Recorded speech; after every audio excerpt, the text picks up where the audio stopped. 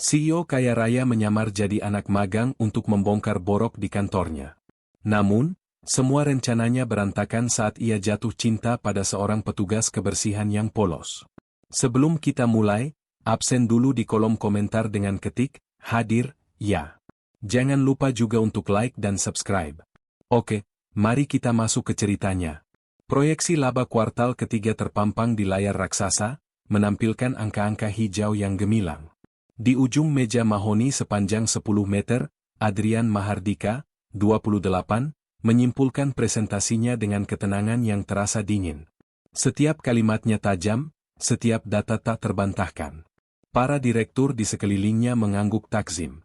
Di usianya yang bahkan belum genap 30, Adrian telah mengubah Mahardika Corp, warisan ayahnya, menjadi raksasa yang lebih ramping, lebih agresif, dan jauh lebih profitabel.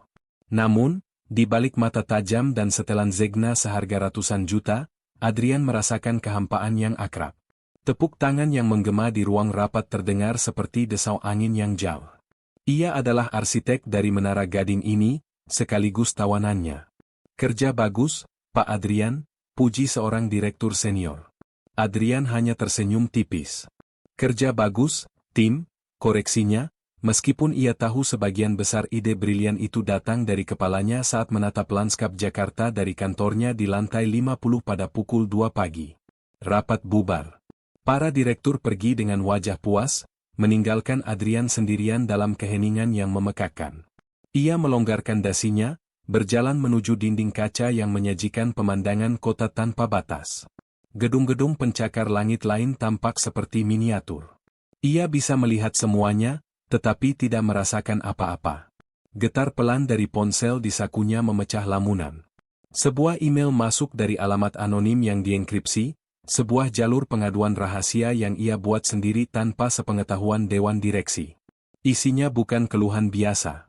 Subjek, kebusukan di divisi pemasaran. YTH. CEO Mahardika Corp. Saya menulis ini bukan untuk mencari promosi atau menjelekkan siapapun. Saya menulis karena saya sudah tidak tahan. Di bawah kepemimpinan Manajer Budi Santoso, divisi kami bukan lagi tempat untuk berkarya, tapi zona ketakutan. Ide-ide kami dicuri dan diakui sebagai miliknya. Kami diancam dengan surat peringatan jika menolak lembur tanpa bayaran. Setiap hari adalah parade intimidasi verbal. Kami takut bicara, kami takut berinovasi, kami hanya takut. Tolong, lihatlah kami bukan sebagai angka di laporan laba Anda, tapi sebagai manusia. Adrian membaca email itu 3 kali. Setiap kata terasa seperti tamparan. Ia teringat bisikan yang pernah didengarnya dari salah seorang asisten junior tentang Pak Budi Sitiran. Ia selalu menganggapnya sebagai gosip kantor biasa. Namun, email ini ditulis dengan keputusasaan yang tulus. Angka di laporan laba, gumamnya. Angka-angka itu adalah dunianya. Ia telah mendorong perusahaan begitu keras hingga lupa bahwa mesin penggeraknya adalah manusia, bukan robot. Malam itu, keputusan terbentuk di benaknya. Data kualitatif tidak akan cukup. Laporan dari HRD pasti akan disaring. Ia tidak bisa mengirim mata-mata. Jika ia ingin melihat kebenaran, ia harus turun langsung. Bukan sebagai CEO yang disambut karpet merah, tapi sebagai seseorang yang tidak akan dipedulikan siapapun. Seseorang yang tidak terlihat. Seorang anak magang. Ibu Sarah, kepala HRD berusia 50-an yang telah mengabdi pada keluarga Mahardika sejak Adrian masih kecil, menatap pemuda di hadapannya dengan tatapan tak percaya. Rambut Adrian yang biasanya ditata sempurna kini dipotong pendek dan sedikit berantakan. Setelan mahalnya berganti dengan kemeja flanel lusuh dan celana jeans pudar. Jam tangan Patek Philippe-nya lenyap, digantikan jam digital hitam seharga Rp200.000. Adrian, ini ide paling gila yang pernah saya dengar, desa Ibu Sarah, memijat pelipisnya. Mereka berada di apartemen pribadi Adrian, jauh dari mata-mata kantor. Ini satu-satunya cara, Bu Sarah. Saya harus tahu apakah budaya perusahaan kita benar-benar seburuk itu, jawab Adrian, suaranya terdengar kurang meyakinkan dari biasanya. Ia merasa aneh dengan pakaian barunya. Bagaimana jika ada yang mengenali Anda? Foto Anda ada di setiap majalah bisnis. Itulah gunanya potongan rambut ini dan kacamata tanpa minus ini, kata Adrian sambil mengenakan kacamata berbingkai tebal. Selain itu, siapa di level staf yang benar-benar memperhatikan wajah CEO? Mereka hanya melihat jabatannya. Ibu Sarah menghela napas panjang, tahu bahwa ia takkan bisa mengubah pikiran Adrian. Baiklah. Jadi, siapa Anda? Namaku Adi. Mahasiswa tingkat akhir dari universitas swasta kecil di luar kota, butuh pengalaman magang di departemen marketing. Saya keponakan jauh dari salah satu petugas keamanan di gudang, jadi ada koneksi orang dalam, jelas Adrian, mengulangi cerita latar yang telah mereka siapkan. Dan saya sudah mengatur agar data, Adi, masuk ke sistem. Anda akan mulai besok, ditempatkan langsung di bawah Budi Santoso, kata Ibu Sarah dengan nada prihatin. Ingat peraturannya, jangan membuat keputusan besar, jangan menunjukkan keahlianmu yang sebenarnya, dan sebisa mungkin, jangan dipecat di hari pertama. Adrian mengangguk, merasakan campuran antara gugup dan antusias. Untuk pertama kalinya setelah sekian lama, ia akan melakukan sesuatu yang tidak terduga, sesuatu yang tidak ada dalam proyeksi bisnisnya. Ia akan menjadi Adi. Kenyataan menghantam Adrian lebih keras dari perkiraannya. Lobi Mahardika Corp yang biasanya ia lewati dengan sapaan hormat dari semua orang, kini terasa asing. Sebagai Adi, ia hanya seorang pemuda canggung yang menabrak bahu seorang eksekutif dan hanya dibalas dengan tatapan jengkel. Divisi pemasaran berada di lantai 15, sebuah lautan bilik-bilik abu-abu yang diisi oleh wajah-wajah lelah. Suasananya tegang, hanya dipecah oleh suara ketikan keyboard yang panik. Di sana, ia bertemu Budi Santoso. Pria berperut buncit itu menilainya dari atas sampai bawah dengan tatapan meremehkan. Jadi kau anak magang baru? Namamu Adi? Tanyanya, suaranya lebih keras dari yang diperlukan. Betul, Pak, jawab Adi, mencoba terdengar sesopan mungkin. Di sini kita kerja, bukan main-main. Tugas pertamamu, fotokopi laporan ini 100 kali, jilid yang rapi, dan pastikan sudah ada di meja saya sebelum jam 10. Mengerti?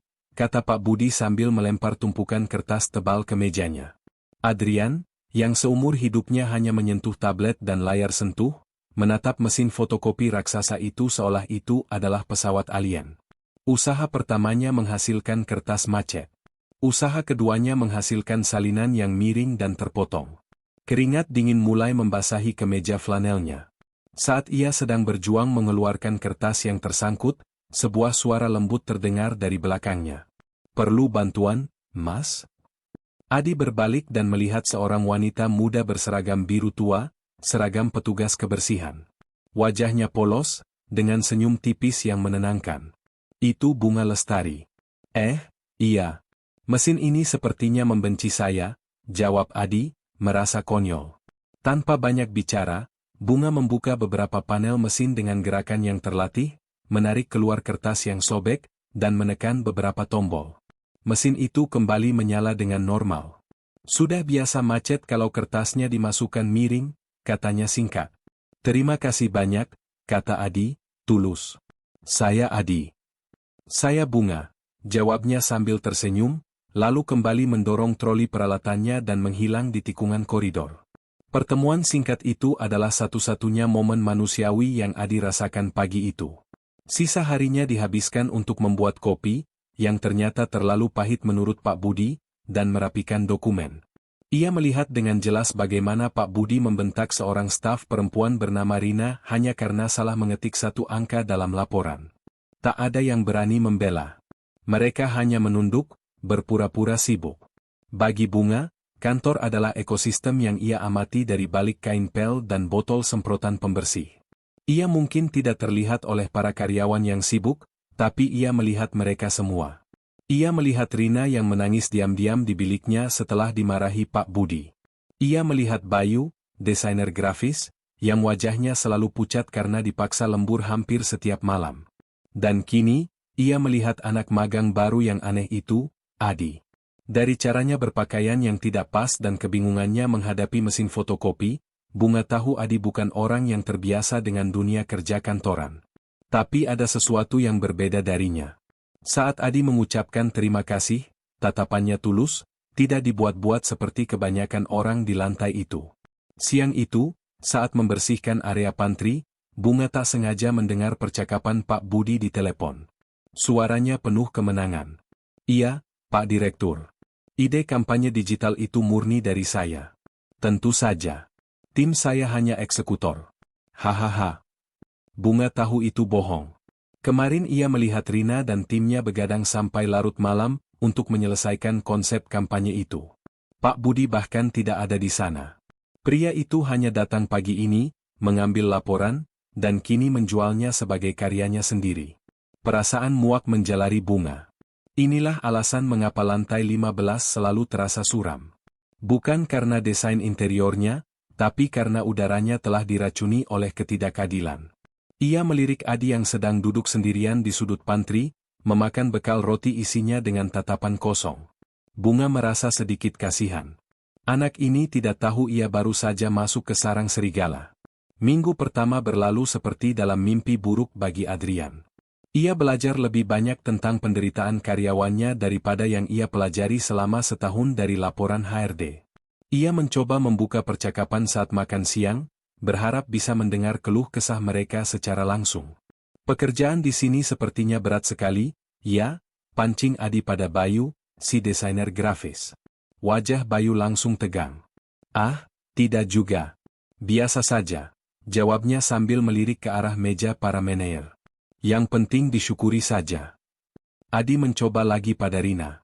Presentasi kampanye digital itu idenya bagus sekali. Pasti sulit membuatnya. Rina hanya tersenyum getir. Itu kerja tim, jawabnya diplomatis, menghindari kontak mata. Adi bisa merasakannya, sebuah dinding tak kasat mata yang dibangun dari rasa takut. Mereka tidak mempercayainya. Baginya, anak magang baru, mereka hanya melihat potensi mata-mata Pak Budi. Setiap usahanya untuk mendekat hanya membuat mereka semakin menjaga jarak. Pada hari Jumat sore, ia melihat kesempatan. Pak Budi sudah pulang lebih dulu, meninggalkan setumpuk pekerjaan revisi untuk Rina.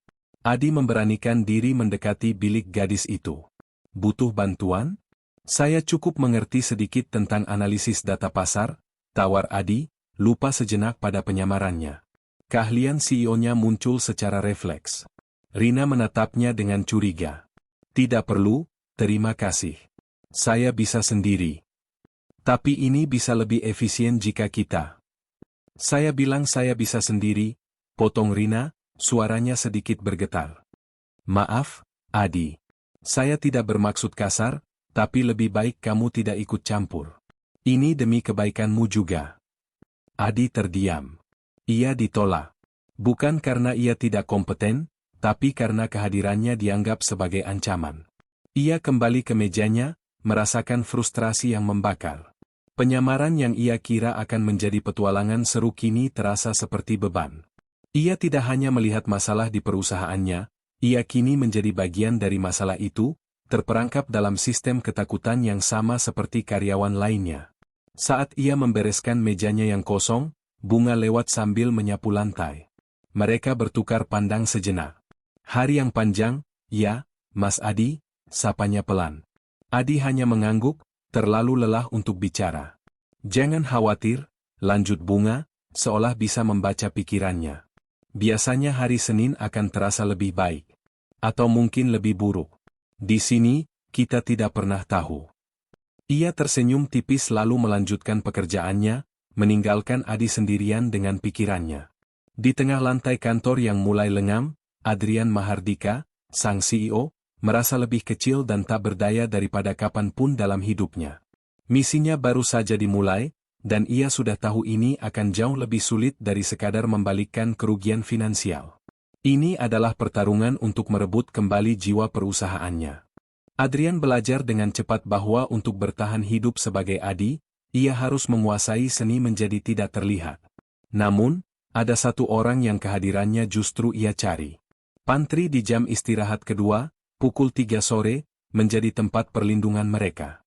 Di saat karyawan lain sibuk mengejar tenggat waktu, Bunga biasanya beristirahat sejenak di sana dengan secangkir teh panas, dan Adi akan, kebetulan, berada di sana untuk mengisi ulang botol minumnya. Percakapan mereka mengalir seperti air yang tenang. Jauh dari grafik laba rugi dan strategi korporat, Adrian mendengar tentang hal-hal yang terasa lebih nyata. Ia mendengar tentang adik Bunga yang bercita-cita menjadi arsitek, dan bagaimana separuh gaji Bunga dikirim ke kampung untuk biaya sekolahnya. Ia mendengar tentang almarhum ayahnya yang selalu berpesan, kejujuran itu satu-satunya harta yang tidak bisa dicuri. Dulu aku sempat mau kuliah jurusan sastra, Bunga bercerita pada suatu sore, matanya menerawang keluar jendela yang menghadap gedung lain. Suka baca puisi. Tapi ya, kebutuhan lebih penting dari keinginan. Kamu tidak menyesal? Tanya Adi, suaranya lebih lembut dari yang ia sadari. Bunga tersenyum, senyum yang tulus tanpa sedikit pun kepahitan. Menyesal tidak akan membayar uang sekolah adikku, Mas. Mimpiku sekarang sederhana saja, melihat dia wisuda dan membangun rumah untuk ibu. Itu sudah cukup. Adrian tertegun. Ia memiliki segalanya, kekayaan, kekuasaan, kecerdasan, namun ia tidak pernah merasakan kepuasan yang terpancar dari wajah Bunga saat membicarakan mimpinya yang sederhana. Di dunianya, mimpi adalah tentang ekspansi pasar dan akuisisi perusahaan. Di dunia Bunga, mimpi adalah tentang pengorbanan dan kebahagiaan orang lain. Untuk pertama kalinya, Adrian Mahardika merasa miskin. Setiap hari, kekagumannya pada Bunga tumbuh. Ia mengagumi ketulusannya, kekuatannya, dan cara Bunga menemukan keindahan dalam hal-hal kecil. Perasaan ini baru dan membingungkan, tetapi juga terasa hangat di tengah dinginnya penyamaran. Ketenangan di lantai 15 pecah pada suatu Selasa pagi. Sebuah email dengan tanda prioritas tinggi datang dari Kencana Group, salah satu klien terbesar mereka. Ada kesalahan fatal pada data analisis pasar yang mereka kirimkan kemarin, membuat proyeksi mereka kacau balau. Nada email itu marah, mengancam akan meninjau ulang kontrak mereka. Kepala Pak Budi serasa berasap. Ia langsung menyerbu bilik Rina, yang bertanggung jawab atas laporan itu. Ini datamu kan? Kamu mau membuat perusahaan bangkrut? Bentaknya, membuat seluruh lantai terdiam.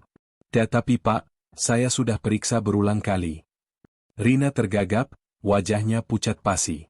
Tidak ada tapi-tapian. Perbaiki ini dalam 1 jam, atau kamu angkat kaki dari sini, ancam Pak Budi, sebelum kembali ke ruangannya dan membanting pintu. Rina menatap layarnya dengan panik, air mata mulai menggenang. Adi, dari mejanya, bisa melihat dengan jelas keputusasaan gadis itu. Didorong oleh insting yang tak bisa ia tahan, ia mendekat. Boleh aku lihat? Bisiknya. Rina, yang terlalu panik untuk curiga, menggeser kursinya. Hanya butuh 30 detik bagi mata terlatih Adrian untuk memindai ratusan baris data dan menemukan anomali. Itu bukan salah Rina. Ada variabel dasar dari data mentah yang dikirim tim riset yang tidak konsisten. Bukan salahmu, kata Adi pelan. Lihat, data logistik kuartal kedua menunjukkan angka pengiriman yang berbeda. Coba ganti variabel dasarmu dengan data ini. Seharusnya semua angka akan lurus kembali. Ia menjelaskannya dengan istilah paling sederhana, menyembunyikan analisis kompleks yang berputar di kepalanya. Rina menatapnya, lalu ke layar, lalu kembali padanya. Dengan tangan gemetar, ia mengikuti instruksi Adi. Beberapa kali klik, dan seluruh grafik serta proyeksi di laporannya berubah, kini tampak logis dan akurat. Krisis itu terselesaikan dalam waktu kurang dari 5 menit. Wajah Rina berubah dari panik menjadi takjub. Bagaimana kamu tahu? Hanya kebetulan melihat polanya, jawab Adi sambil mengangkat bahu, segera kembali ke mejanya sebelum menarik perhatian lebih lanjut. 1 jam kemudian, sebuah email dari Pak Budi mendarat di kotak masuk semua orang di divisi itu. Subjek, penyelesaian masalah Kencana Group. Rekan-rekan, sekadar informasi, saya telah turun tangan langsung dan berhasil mengidentifikasi serta memperbaiki inkonsistensi data pada laporan untuk Kencana Group. Masalah telah teratasi berkat kepemimpinan yang cepat dan tegas. Mari jadikan ini pelajaran untuk lebih teliti ke depannya. Adrian membaca email itu dengan tangan terkepal di bawah meja. Amarah dingin menjalari tulangnya. Ia tidak peduli soal pengakuan untuk dirinya, tetapi ia merasakan ketidakadilan yang membakar atas nama Rina. Ia melirik ke seberang, Rina hanya menunduk menatap mejanya, bahunya terkulai kalah. Tidak ada yang akan pernah tahu kebenarannya. Rasa frustrasi itu mengikutinya sepanjang hari. Ia merasa gagal. Ia di sini untuk mengungkap kebusukan, tetapi ia malah menjadi saksi bisu, terikat oleh penyamarannya. Sore itu, ia melarikan diri ke pantry, mencoba menenangkan pikirannya yang berkecamuk. Kopi lagi, Mas? Suara Bunga membuatnya terlonjak. Gadis itu berdiri di sana, memegang 2 bungkus kecil kue lapis di tangannya. Adi hanya menggeleng. Lagi tidak ingin kopi. Bunga menatap wajahnya yang keruh. Karena kejadian tadi pagi, ya, tanyanya lembut. Saya lihat kok. Mas Adi yang bantu Mbak Rina, kan? Lalu Pak Budi yang dapat nama. Adi terkejut. Kamu lihat? Saya mungkin cuma tukang bersih-bersih, Mas. Tapi mata saya tidak kotor, jawab Bunga dengan senyum kecil. Ia meletakkan sebungkus kue lapis di atas meja di depan Adi. Dimakan. Ini buatan ibu saya. Adi menatap kue warna-warni itu, lalu menatap Bunga. Sebuah gestur yang sangat sederhana, namun terasa seperti pelukan hangat bagi jiwanya yang lelah. Ia tidak perlu menjelaskan apapun, Bunga sudah mengerti. Orang baik kadang harus lebih sabar, Mas, kata Bunga lagi, mengulangi nasihat ayahnya. Seperti pelangi, yang indah itu datangnya setelah hujan badai. Adrian mengambil kue itu dan memakannya dalam diam. Rasanya manis, legit, dan entah kenapa, mampu meredakan amarah di hatinya. Di tengah kepalsuan identitasnya dan kebusukan yang ia saksikan, kebaikan tulus dari Bunga terasa seperti satu-satunya jangkar yang membuatnya tetap waras. Saat itu, perasaannya pada Bunga berubah dari sekadar kekaguman menjadi sesuatu yang jauh lebih dalam. Bahaya datang saat Adrian paling tidak menduganya. Suatu hari, Pak Budi menyuruhnya mengantar dokumen penting ke divisi keuangan di lantai 25.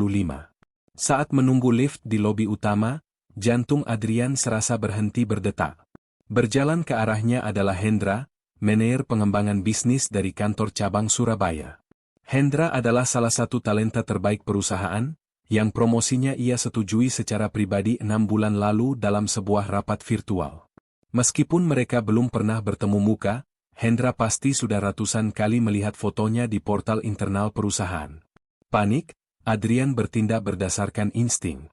Ia menjatuhkan map yang dipegangnya, membuat kertas-kertas berhamburan. Lalu, ia berjongkok di balik sebuah pot palem besar, berpura-pura sibuk memunguti kertas sambil menutupi wajahnya. Hendra melewatinya, melirik sekilas ke arah pemuda canggung yang membuat kekacauan. Ada kerutan samar di dahinya, seolah mencoba mengingat sesuatu. Mirip siapa, ya? Gumamnya pelan, namun ponselnya berdering dan perhatiannya langsung teralihkan. Ia masuk ke lift tanpa menoleh lagi. Adrian tetap berjongkok di sana selama beberapa detik setelah lift tertutup, napasnya memburu. Itu tadi nyaris sekali. Terlalu nyaris.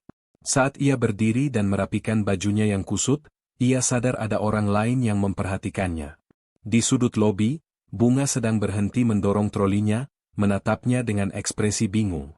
Ia melihat semuanya, kepanikan Adi yang tiba-tiba, caranya bersembunyi yang aneh, dan kelegaannya yang kentara setelah pria berdasi itu pergi.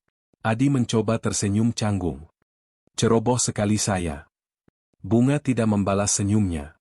Ia hanya mengangguk pelan, matanya menyiratkan pertanyaan yang tak terucap. Sejak hari itu, Bunga mulai menatap Adi dengan cara yang berbeda. Rasa kasihan dan simpatinya kini bercampur dengan selapis tebal kecurigaan. Anak magang ini bukan sekadar canggung. Ia menyembunyikan sesuatu yang besar. Kecurigaan Bunga membuat Adrian gelisah. Ia tidak bisa kehilangan satu-satunya koneksi tulus yang ia miliki di neraka korporat ini. Ia harus melakukan sesuatu untuk memperbaiki keadaan, tanpa harus membongkar rahasianya. Sore itu, setelah insiden di lobi, ia menemukan Bunga di taman atap gedung, sebuah oasis kecil yang jarang dikunjungi orang dan dirawat sendiri oleh Bunga. Gadis itu sedang menyirami pot-pot bunga lavender. Sinar matahari senja mewarnai langit Jakarta dengan semburat jingga, menciptakan suasana yang magis. Bunga, panggil Adi pelan. Bunga menoleh, sedikit terkejut. Ia menjaga jarak, posturnya lebih kaku dari biasanya. Tentang kejadian di lobi tadi. Adi memulai, maaf kalau aku terlihat aneh. Aku hanya gugup bertemu orang-orang penting. Itu alasan yang lemah, dan mereka berdua tahu itu. Bunga berhenti menyiram. Mas Adi, saya tidak akan bertanya apa-apa. Itu bukan urusan saya. Tapi saya juga tidak bodoh. Kejujuran Bunga memukulnya. Ia tidak bisa terus berbohong. Ia memutuskan untuk mengatakan kebenaran, bukan kebenaran tentang identitasnya, tapi tentang perasaannya. Aku tahu aku punya banyak rahasia. Aku Adi, melangkah lebih dekat. Dan aku belum bisa menceritakannya padamu. Tapi ada satu hal yang harus kamu tahu, dan ini bukan kebohongan. Ia berhenti di hadapan Bunga, menatap langsung ke matanya yang bening. Sejak aku mulai bekerja di sini, di tempat yang terasa dingin dan palsu ini, kamu adalah satu-satunya orang yang terasa nyata, Bunga. Kejujuranmu, kebaikanmu, itu seperti udara segar. Aku sangat mengagumimu. Udara di antara mereka terasa berat. Wajah Bunga memerah, tatapannya berubah dari curiga menjadi bingung. Ia jelas tidak menduga pengakuan seperti itu. Mas Adi. Bisiknya, mundur selangkah. Kita ini beda. Saya cuma petugas kebersihan, dan Mas Adi. Aku hanya Adi, potongnya cepat, suaranya penuh perasaan. Dan Adi sangat beruntung bisa mengenal Bunga. Bunga terdiam, jemarinya meremas selang air di tangannya. Pengakuan Adi telah meruntuhkan sebagian dinding kecurigaannya, namun membangun dinding lain yang lebih rumit, dinding status sosial dan ketidakpastian.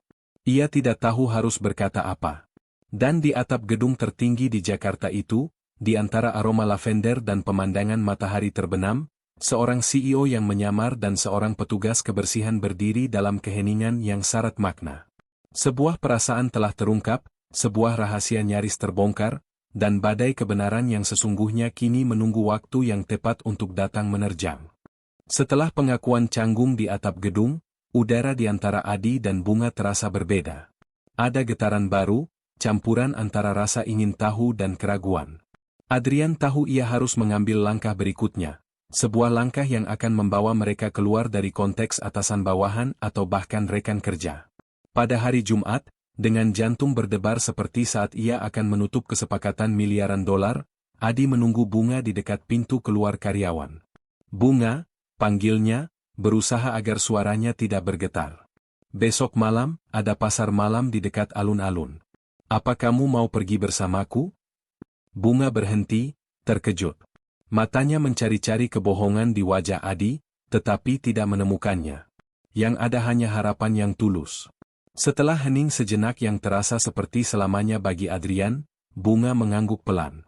Boleh, jawabnya, sebuah senyum kecil yang malu-malu terbit di bibirnya. Malam itu terasa seperti keluar dari dunia lain bagi Adrian. Ia meninggalkan sopir dan mobil mewahnya, memilih untuk naik angkutan umum ke titik pertemuan mereka. Pasar malam itu riuh rendah, penuh dengan tawa anak-anak, aroma arum manis dan jagung bakar, serta kelap-kelip lampu dari wahana biang lala.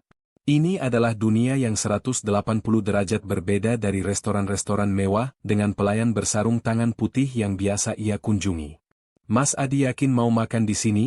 Tanya Bunga ragu saat Adi menunjuk sebuah warung tenda sate ayam yang ramai.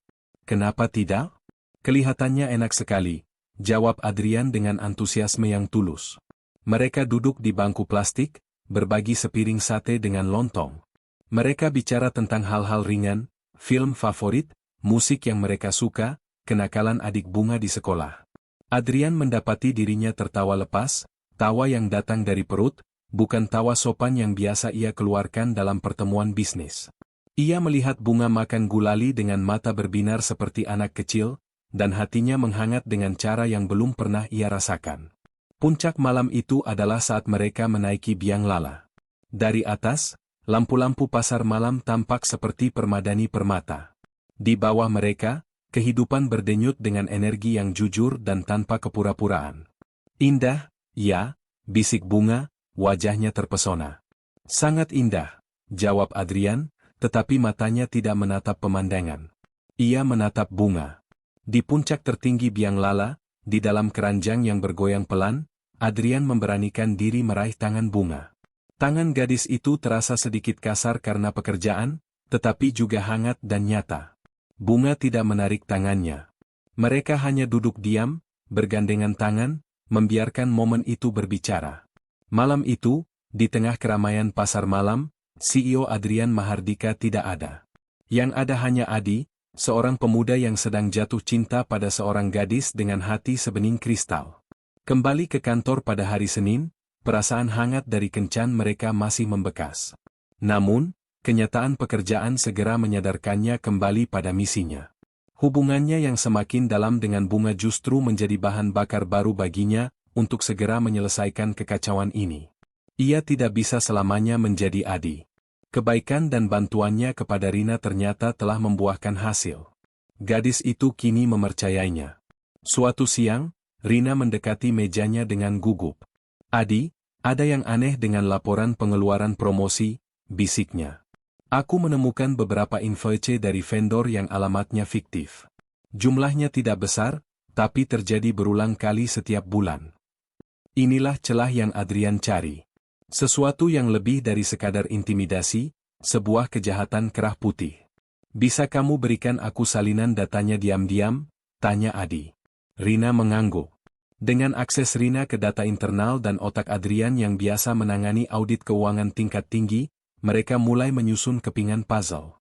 Adrian menyamar sebagai kurir untuk mengunjungi alamat salah satu vendor yang ternyata adalah sebuah rumah kosong. Ia menemukan pola.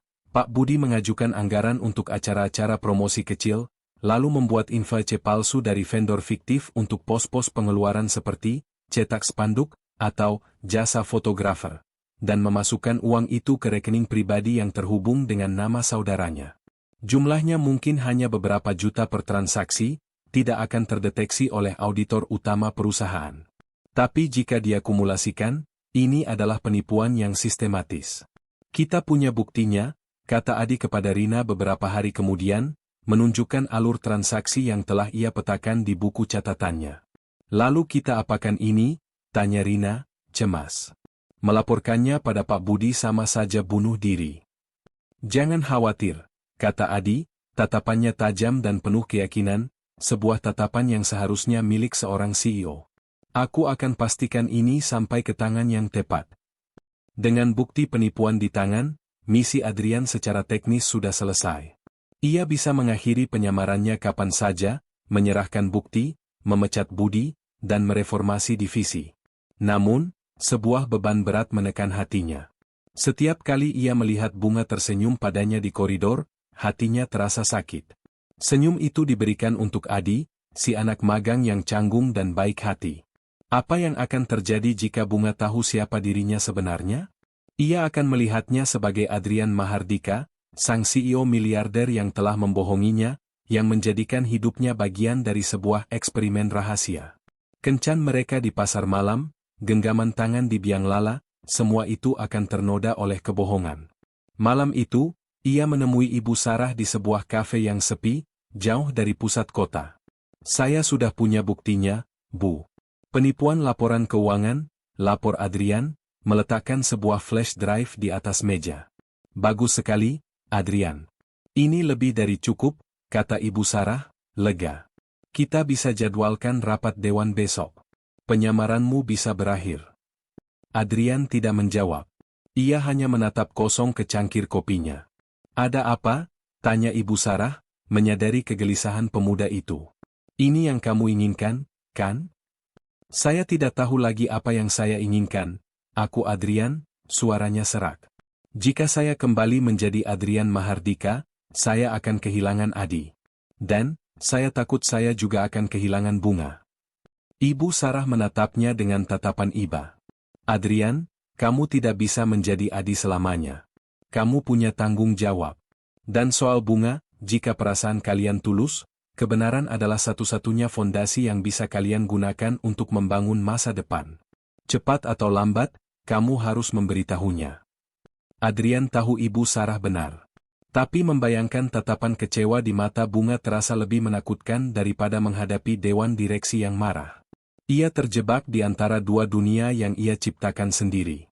Takdir, tampaknya, punya cara sendiri untuk memaksa sebuah keputusan. "Pak Budi," yang semakin merasa terancam oleh popularitas Adi di antara staf junior dan kedekatannya dengan Bunga, memutuskan untuk menyingkirkannya. Ia melihat kebaikan Adi bukan sebagai ketulusan, tapi sebagai manuver untuk mencari muka. Pada hari Kamis sore, suasana kantor yang biasanya tegang terasa lebih mencekam. Pak Budi memanggil Adi ke tengah-tengah ruangan, tempat semua orang bisa melihat. Di tangannya, ia memegang sebuah tablet kantor yang biasa digunakan untuk presentasi. "Adi, bisa jelaskan kenapa tablet ini ada di dalam lokermu?" tanya Pak Budi dengan suara keras, penuh tuduhan. Adi mengerutkan kening. "Saya tidak pernah menyimpannya, Pak." "Oh ya? Tadi petugas keamanan menemukannya saat pemeriksaan rutin. Jangan-jangan kamu berniat mencurinya, hah?" tuduh Pak Budi. Seluruh kantor terkesiap.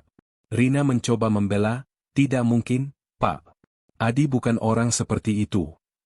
"Diam kamu," bentak Pak Budi. Ia kemudian menoleh ke Bunga yang sedang membersihkan kaca tak jauh dari sana.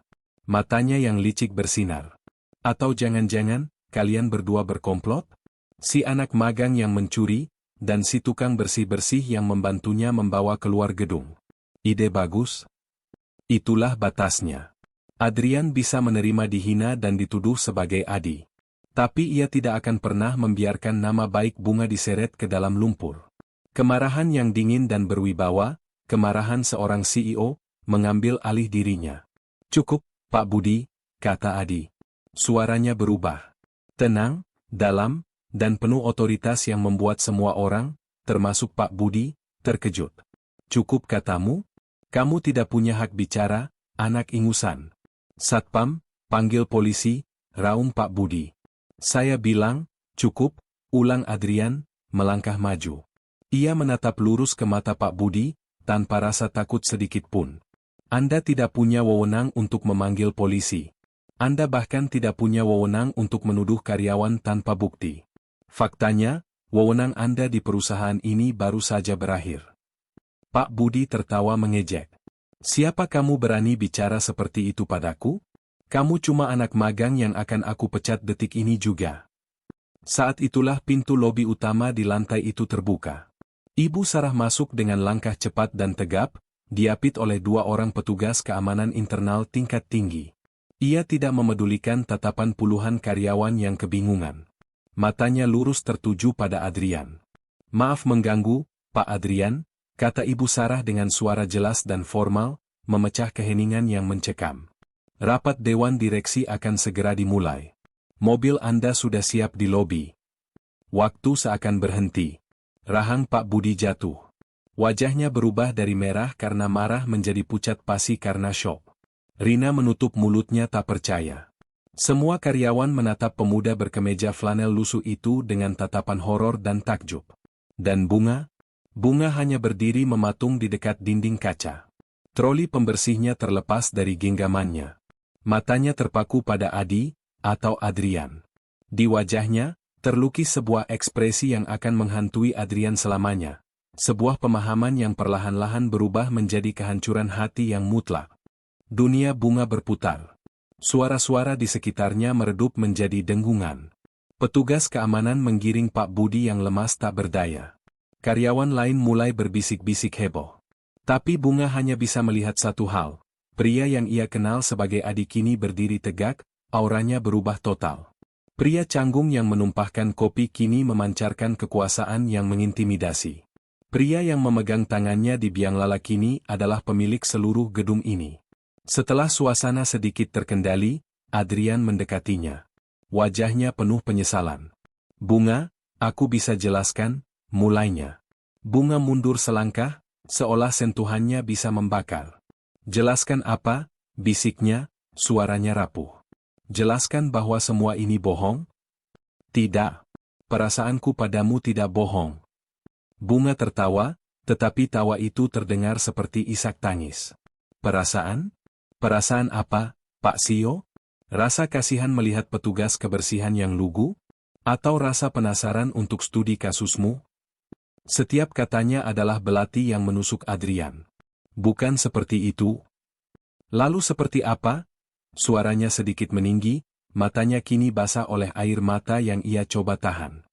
Kencan kita di pasar malam, apa itu juga bagian dari risetmu untuk mengamati kehidupan rakyat kecil? Kue lapis yang kuberikan padamu, apa itu menjadi catatan menarik dalam laporanmu? Bunga, tolong. Adrian mencoba meraih lengannya. Jangan sentuh saya, sentak Bunga, menarik tangannya. Rasa sakit di matanya begitu dalam, begitu nyata. Saya mungkin miskin, Pak Adrian. Saya mungkin hanya tukang bersih-bersih. Tapi saya punya harga diri. Dan kamu sudah menginjak-injaknya. Ia menatap Adrian untuk terakhir kalinya, tatapan yang penuh dengan kekecewaan dan pengkhianatan. Selamat atas keberhasilan penyamaran Anda, Pak Direktur. Setelah mengatakan itu, Bunga berbalik. Ia berjalan melewati Adrian, melewati tatapan kasihan dari rekan-rekannya, dan tidak menoleh ke belakang. Adrian hanya bisa berdiri mematung, flash drive berisi bukti kejahatan Pak Budi terasa dingin di sakunya. Ia telah memenangkan pertempuran untuk perusahaannya, tetapi ia baru saja kalah dalam perang untuk merebut hati satu-satunya orang yang membuatnya merasa menjadi manusia lagi. Di tengah kerajaannya, Adrian Mahardika tidak pernah merasa sendirian seperti ini. Kurang dari 24 jam setelah insiden di lantai 15, Adrian Mahardika duduk di kursinya di ujung meja rapat Dewan Direksi. Penampilannya telah kembali seperti semula. Setelan yang dijahit sempurna, rambut tertata rapi, jam tangan mewah melingkar di pergelangan tangan. Namun, matanya memancarkan cahaya yang berbeda. Bukan lagi dingin dan berjarak, melainkan tajam dengan pemahaman yang mendalam dan tekad yang membara. Bapak dan Ibu sekalian, Adrian memulai, suaranya tenang namun menggema di seluruh ruangan. Saya memanggil rapat darurat ini bukan untuk membahas laporan keuangan Kencana Group yang sudah terselesaikan, atau untuk mengumumkan pemecatan seorang manajer. Ia menjeda, membiarkan para direktur saling pandang dengan bingung. Saya di sini untuk melaporkan hasil audit paling penting yang pernah dilakukan perusahaan ini. Audit yang saya lakukan sendiri selama 1 bulan terakhir. Di layar besar di belakangnya, bukan lagi grafik keuntungan yang muncul.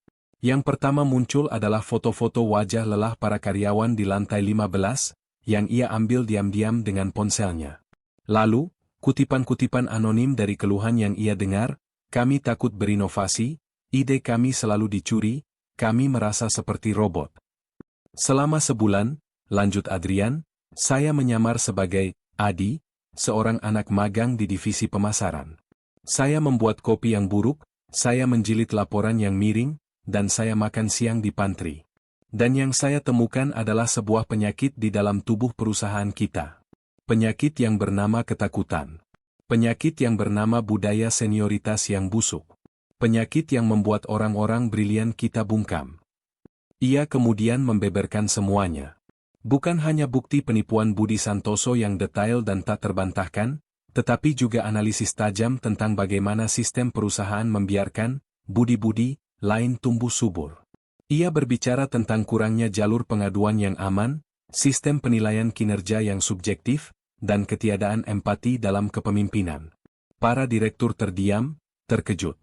Mereka belum pernah melihat Adrian berbicara dengan semangat seperti ini, dengan gairah yang begitu manusiawi. Laba perusahaan kita memang sehat, kata Adrian, suaranya kini melunak. Tapi jiwa perusahaan kita sedang sakit parah. Dan sebagai CEO, saya bertanggung jawab penuh atas hal itu. Oleh karena itu, mulai hari ini, kita tidak hanya akan memotong penyakitnya. Kita akan mengubah seluruh sistem kekebalan tubuh kita. Ia kemudian memaparkan rencananya, perombakan total sistem HR, pembentukan komite etik independen, program pelatihan kepemimpinan yang wajib berfokus pada kecerdasan emosional, dan yang paling utama, sebuah platform whistleblower baru yang sepenuhnya anonim dan dikelola pihak ketiga, yang ia beri nama, Suara Kita. Tidak ada satupun direktur yang berani membantah. Mereka tidak hanya melihat seorang CEO yang marah, tetapi seorang pemimpin yang telah tercerahkan. Perubahan tidak terjadi dalam semalam, tetapi benihnya mulai bertunas dengan cepat. Berita tentang penyamaran CEO dan pemecatan Pak Budi menyebar seperti api di seluruh perusahaan, menjadi legenda instan. Namun, yang lebih penting dari gosip itu adalah tindakan nyata yang mengikutinya. Di lantai 15, atmosfernya berubah secara dramatis. Adrian, dalam kapasitasnya sebagai CEO, menunjuk manajer baru yang dipilih berdasarkan masukan dari tim, bukan penunjukan dari atas. Rina, atas inisiatif dan keberaniannya, dipromosikan menjadi kepala proyek. Untuk pertama kalinya, rapat tim di divisi itu diisi oleh tawa dan debat ide yang sehat, bukan ketegangan yang menyesakkan. Adrian memastikan untuk berjalan-jalan di lantai itu sesekali. Awalnya, karyawan canggung dan takut padanya. Tapi ia menyapa mereka dengan nama, menanyakan kabar proyek yang ia tahu dari masanya sebagai Adi, bahkan sesekali membawa kopi dari kedai di bawah untuk mereka. Ia bukan lagi sosok agung di Menara Gading. Ia adalah pemimpin mereka, yang pernah merasakan apa yang mereka rasakan. Bunga melihat semua perubahan ini dari sudut pandangnya yang unik. Ia melihat wajah Rina yang kini bersinar penuh percaya diri. Ia mendengar tawa di pantry yang dulu hanya diisi oleh keluhan-keluhan bisu. Ia melihat poster-poster baru tentang program Suara Kita tertempel di dinding. Pria yang telah menghancurkan hatinya ternyata sedang menyembuhkan luka di seluruh perusahaan. Perasaannya menjadi campur aduk. Rasa sakit karena dibohongi masih ada, tetapi kekaguman atas integritas Adrian mulai menyusup tanpa bisa ia cegah. Ia masih menjaga jarak, bekerja dengan efisiensi senyapnya, dan selalu menghilang setiap kali Adrian berada di dekatnya. Adrian tahu bahwa memperbaiki perusahaan jauh lebih mudah daripada memperbaiki satu hati yang telah ia patahkan. Ia tidak bisa mendekati Bunga di kantor, kekuasaan dan posisi kini menjadi tembok raksasa di antara mereka. Setiap kali melihat Bunga menghindarinya, hatinya terasa perih. Setelah 2 minggu, ia memutuskan untuk melakukan satu-satunya hal yang bisa ia lakukan, menulis. Bukan email, bukan memo, tetapi surat yang ia tulis tangan di kertas surat pribadinya, semalaman di apartemennya yang sepi. Surat itu tidak berisi pembelaan diri atau alasan. Surat itu adalah sebuah pengakuan. Bunga yang terhormat, tidak ada kata-kata yang cukup untuk mengungkapkan betapa dalam penyesalanku atas rasa sakit yang telah kusebabkan padamu. Aku tidak akan meminta maaf karena menyamar, itu adalah keputusanku sebagai pemimpin. Tapi aku meminta maaf dengan segenap hatiku karena telah membohongimu dan menyeretmu ke dalam kepalsuan itu. Sebelum menjadi Adi, duniaku adalah angka, data, dan rapat tanpa akhir. Aku merasa terisolasi dan lupa caranya menjadi manusia. Menjadi Adi, aku belajar kembali. Dan guruku adalah kamu. Kamu mengajariku bahwa nilai seseorang tidak terletak pada jabatannya. Kamu mengajariku tentang kekuatan dalam kesederhanaan, dan martabat dalam kerja keras. Kamu mengajariku tentang mimpi yang tidak egois. Setiap momen yang kita lalui sebagai Adi dan Bunga adalah bagian paling nyata dan paling jujur dalam hidupku selama bertahun-tahun. Aku tidak memintamu untuk memaafkanku. Aku tahu itu adalah hakmu sepenuhnya. Aku juga tidak memintamu untuk melupakan. Aku hanya meminta satu hal, sebuah kesempatan untuk bicara, hanya sekali saja, di tempat dan waktu yang kamu pilih. Agar aku bisa mengatakan semua ini secara langsung, bukan sebagai CEO kepada petugas kebersihan, tapi sebagai Adrian kepada Bunga. Apapun keputusanmu, aku akan menghormatinya. Terima kasih telah menunjukkan padaku apa yang benar-benar penting. Hormatku, Adrian Mahardika. Ia melipat surat itu ke dalam amplop sederhana. Alih-alih memberikannya langsung, ia menitipkannya pada supervisor Bunga dengan pesan, tolong sampaikan ini pada Bunga Lestari. Katakan padanya tidak perlu dibalas jika ia tidak berkenan. Ia memberikan Bunga ruang dan pilihan, sesuatu yang telah ia renggut darinya sebelumnya. 3 hari berlalu tanpa jawaban. Adrian sudah mulai pasrah. Ia telah melakukan apa yang ia bisa. Mungkin memang ini akhir dari cerita mereka. Lalu, pada Jumat sore, sebuah pesan singkat masuk ke ponsel pribadinya dari nomor yang tidak dikenal. Taman Kota. Jam 8 malam ini. Di dekat air mancur. Jantung Adrian berpacu. Ia tahu itu dari Bunga. Malam itu, ia datang 15 menit lebih awal, mengenakan kaos polo dan celana katun biasa. Tidak ada jejak CEO pada dirinya. Ia melihat Bunga duduk sendirian di bangku taman, memandangi air mancur yang diterangi lampu warna-warni. Ia mengenakan blus sederhana, terlihat cantik di bawah cahaya lampu taman. Adrian mendekat dengan langkah pelan dan duduk di ujung lain bangku, memberikan jarak. "Terima kasih sudah mau datang," kata Adrian, memecah keheningan. Bunga tidak menatapnya. "Saya datang bukan karena saya sudah memaafkanmu," katanya pelan, suaranya datar. "Saya datang karena saya melihat perubahan di kantor. Saya melihat Mbak Rina tersenyum lagi. Saya melihat teman-teman saya tidak lagi takut. Saya harus tahu, apakah semua itu nyata?" "Sangat nyata," jawab Adrian tulus. "Itu semua karena pelajaran yang aku dapatkan di bawah sana. Pelajaran darimu." "Jangan katakan itu," potong Bunga, akhirnya menoleh padanya. Matanya masih menyimpan luka. "Jangan jadikan aku alasan atas tindakanmu. Aku benci perasaan itu. Perasaan bahwa aku hanyalah sebuah alat untuk pencerahan seorang CEO." "Kamu tidak pernah menjadi alat, Bunga," kata Adrian, suaranya penuh penekanan. "Kamu adalah tujuannya. Aku mulai menyamar untuk mencari masalah di perusahaanku, tapi aku bertahan karena aku menemukan sesuatu yang benar, yaitu kamu. Adi bukanlah karakter yang aku mainkan. Adi adalah versi diriku yang ingin aku jadikan nyata. Versi diriku yang lebih baik, yang kamu keluarkan." Mereka terdiam lama. Suara gemericik air mancur mengisi kekosongan. "Aku takut," bisik Bunga akhirnya, mengakui perasaannya. "Aku takut pada duniamu. Aku takut pada perbedaan di antara kita. Kebohonganmu membuktikan bahwa dunia kita memang tidak seharusnya bertemu." "Dunia kita sudah bertemu," balas Adrian lembut. "Di pantry, di pasar malam, di atas biang lala. Dan di sana, tidak ada CEO atau petugas kebersihan. Hanya ada Adi dan Bunga. Aku tidak memintamu masuk ke duniaku yang rumit. Aku hanya bertanya, apakah kita bisa membangun dunia baru bersama? Dunia yang hanya milik kita, yang dibangun di atas kejujuran, mulai dari malam ini." Bunga menatap mata Adrian, mencari jejak kebohongan sekecil apapun. Yang ia temukan hanyalah kerentanan, penyesalan, dan harapan yang tulus. Air mata yang tidak pernah sempat jatuh saat di kantor, kini mengalir pelan di pipinya. Itu bukan lagi air mata karena pengkhianatan, tapi air mata kelegaan dan kebingungan seorang hati yang mulai luluh. 6 bulan kemudian, Bunga Lestari berjalan keluar dari gerbang universitas dengan senyum cerah. Di tangannya ada setumpuk buku sastra Indonesia. Ia berhasil mendapatkan beasiswa karyawan penuh dari Mahardika Corp, sebuah program baru yang digagas Adrian, setelah melalui seleksi ketat yang sepenuhnya objektif. Ia tidak lagi mengenakan seragam biru tua, tetapi ia tetap Bunga yang sama, sederhana, jujur, dan pekerja keras. Sebuah mobil sedan biasa berhenti di depannya. Bukan mobil sport mewah atau limosin dengan sopir. Pintu penumpang terbuka, dan Adrian tersenyum dari balik kemudi. "Bagaimana kuliah hari ini, calon penyair?" sapanya. "Menyenangkan," jawab Bunga sambil masuk ke mobil. "Dosennya galak, tapi aku suka. Jauh lebih tidak menakutkan daripada Pak Budi." Adrian tertawa. Mereka berkendara dalam keheningan yang nyaman, diiringi lagu dari radio. Hubungan mereka dimulai kembali dari nol.